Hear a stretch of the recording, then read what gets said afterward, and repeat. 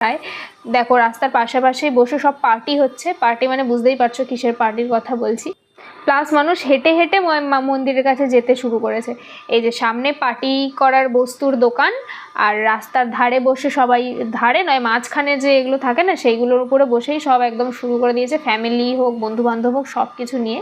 এমনকি পুলিশ প্রোটেকশনের সাথে পার্টি চলছে।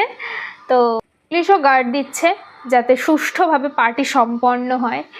অটো আমাদের নামিয়ে দিয়েছে প্রায় মন্দির থেকে 2 কিলোমিটার আগে।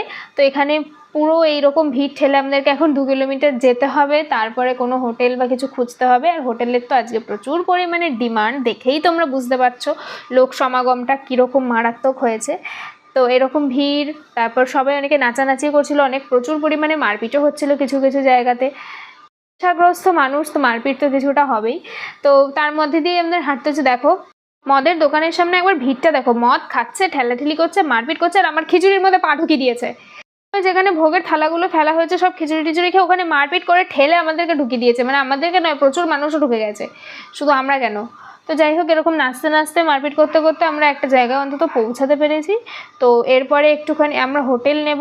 হোটেলের দাম নর্মাল টাইমে যে রুমটার দাম 500 টাকা, সেই রুমটা আমাদের কাছ থেকে নেওয়া হয়েছিল এই কৌশিকী অমাবস্যার জন্য 6000 টাকা। যাই হোক, এবার আমরা হোটেলে ফ্রেশ হয়ে মন্দিরে পুজো দিতে বেরাবো।